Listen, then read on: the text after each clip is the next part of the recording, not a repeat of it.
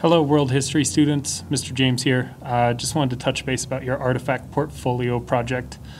Keep in mind that you will be doing one of these, finding an artifact for each unit of study in world history. So there are 3 units in this semester, so you will find 3 artifacts throughout the semester.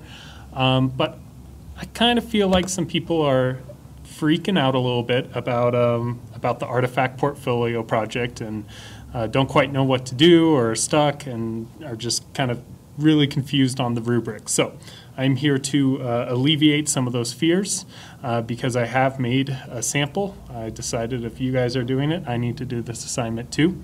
So I wanted to show it to you and give you access to it. All right, so here we have the rubric for the artifact portfolio project. And I've also created these onto my site, embedded it into my site as well, so you can kind of see what each element is hitting per the rubric on my site. So here's my Google site. If you don't know how to set one up, there are directions on Blackboard of how to do that. You can also email me if you're still stuck after you look at the directions. But here I have my homepage, a couple sentences about myself and introducing what this page actually is. And here is my artifact. So Unit 1, The Dawn of Civilization. I decided to do Hammurabi's codes. So on the left-hand side, you're going to see kind of what you would create. And on the right-hand side, I have just what pieces of the rubric are being touched on here. So basically, your whole side will look like this student perspective for whatever artifact you choose to do.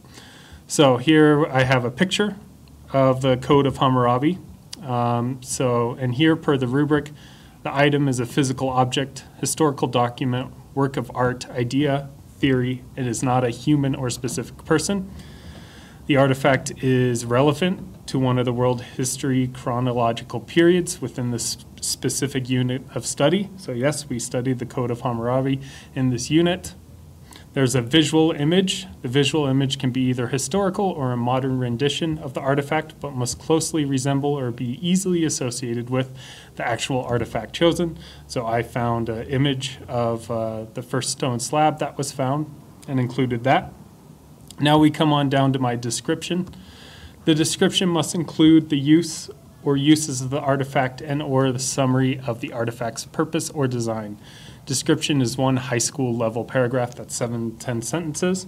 You can see here I have description written out and a paragraph writing out what the Code of Hammurabi was.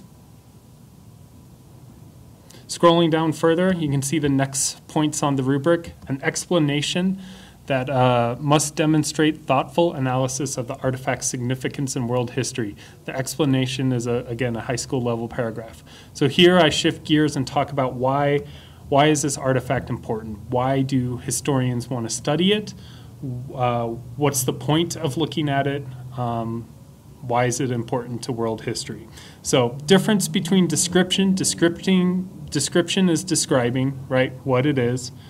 And the importance is kind of that analysis piece. Finally, down here, I have one question with an answer from 2 different categories from the Thinking Like a Historian document that you got on the first day of class. The question should include the category it came from, while answers should be higher level and detailed. So I chose to answer the question, what has changed, from the topic or category change in continuity. Okay, and then I actually answered the question. And then I also chose the category through their eyes and asked the question, what values, skills, and forms of knowledge do people need to succeed? So I wrote a little bit about what values or skills they needed in order to actually read the codes. And then finally, big emphasis is placed on citing your sources. So I did use 2 sources when creating this artifact, and sourced it using MLA documentation. So my first source right here is the course material. So I got some info about the Code of Hammurabi from D Section 3 in World History at Poudre Global Academy. In 2014 is when you're taking the class. It is a web source, and then the date you accessed it. And then I also did a little Google research and found a nice valid resource to use. Let me see if I can pull that up for you guys real quick. From a university, a .edu. So whenever you see edu, that's usually a pretty good source.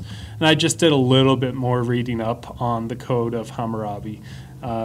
This is a very meaty document. I did not read all of it. I just pulled some information from about this first couple paragraphs here.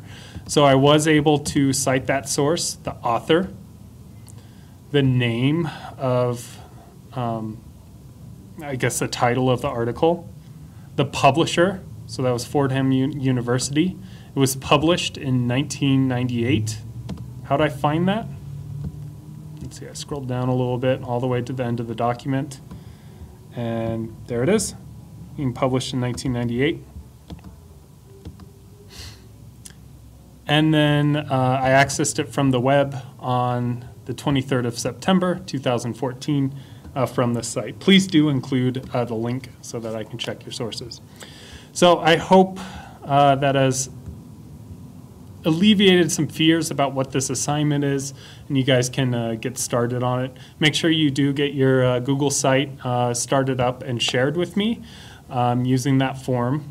All this information is in the Artifact Portfolio tab in Blackboard. If you have any questions, please, please, please don't hesitate to contact me.